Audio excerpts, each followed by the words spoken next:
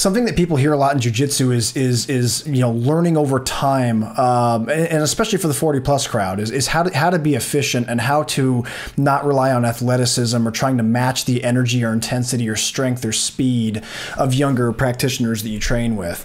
And sometimes when people hear that, they're like, okay, well, that sounds awesome. It's kind of like the old saying of like, use the guy's weight against him or whatever, that you hear in all other martial arts. But the question is like, how do I apply that efficiently and consistently? Right. And I love how you broke this all down, because I think it really does give some insight for people to understand like you said, you need to ask the right questions. You need to understand what the core problems are and then build upward from there. And I think that's you just reminded me. Yeah. It reminded me of something too. Oh, sorry to interrupt. No, please.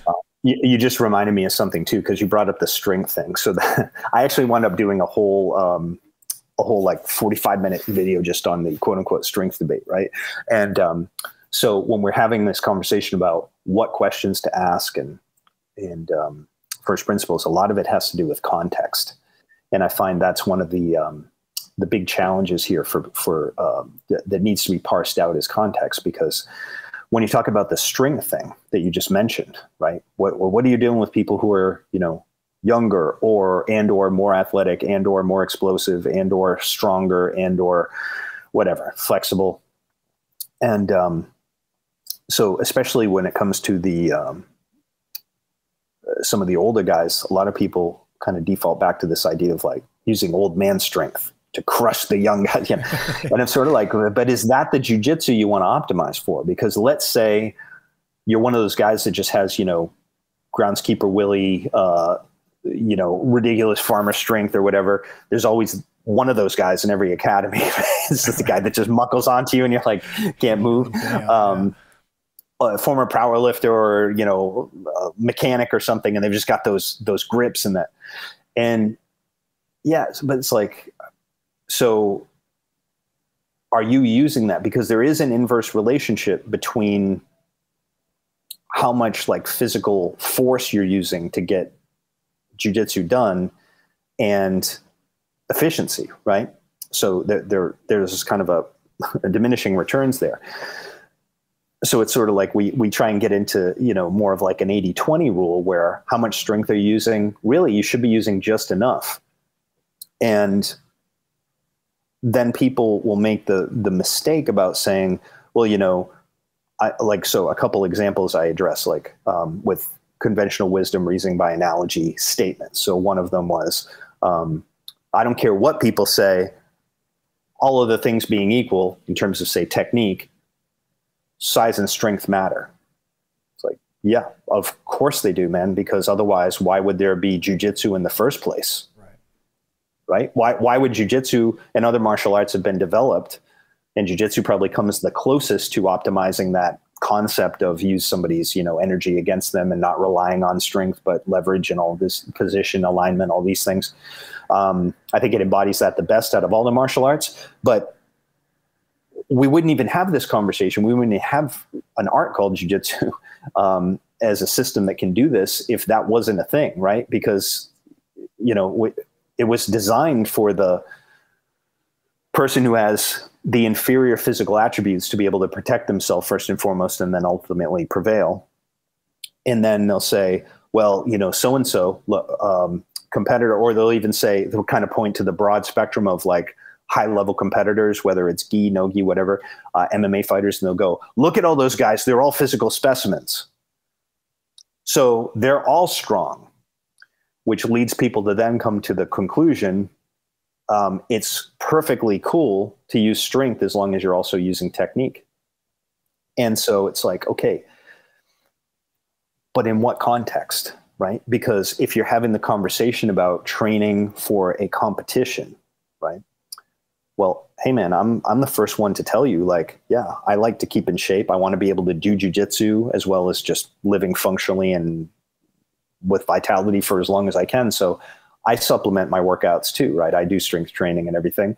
I think that's very important for your health and to be able to injury prevention, to be able to hold together.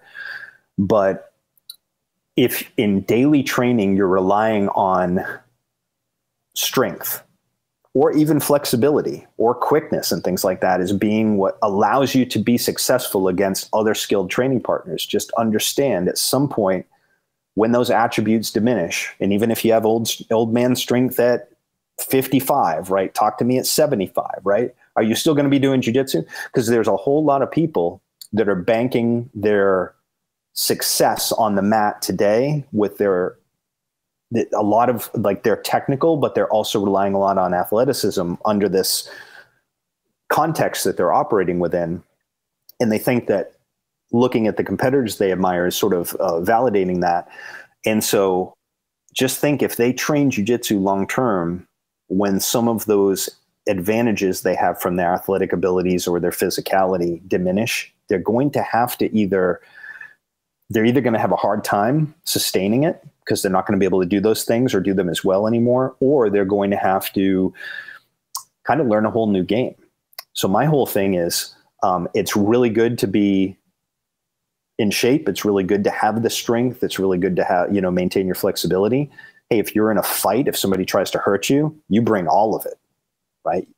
If you're competing against other skilled athletes, right, trying to win, you bring all of it, everything you have to bear. But in training, right, in the practice room, don't rely on any of that stuff, because the less you can rely on it, you'll need a little bit, right? But the less you can rely on it, the more equity you're banking in your jiu-jitsu over time. So when people make these statements, they're leaving the context out. My context is training, practice, right? Use as little as possible. How much strength should I use? Only just enough.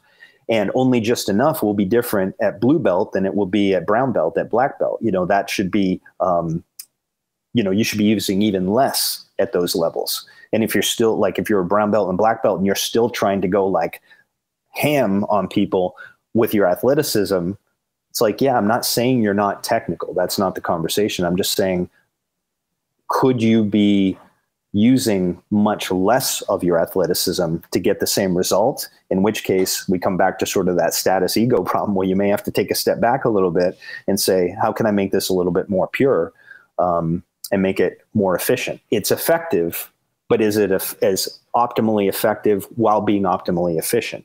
To me, that should always be the guiding principle. And then again, when it comes time to, okay, we're honing in on a competition, right? You're going to have some hard rounds where you and the other guys are preparing you for what that's going to be like, where you bring out the attributes, and then in the competition itself or in a street fight or whatever, like you use all of it. If you're a strong guy, you be a strong guy. If you're not only good at jiu-jitsu, but you can pick them up and throw them over the car or something, go ahead and do it, man. But the thing is, don't rely on it. Yeah. Don't rely on it because that becomes the limit to your technical development.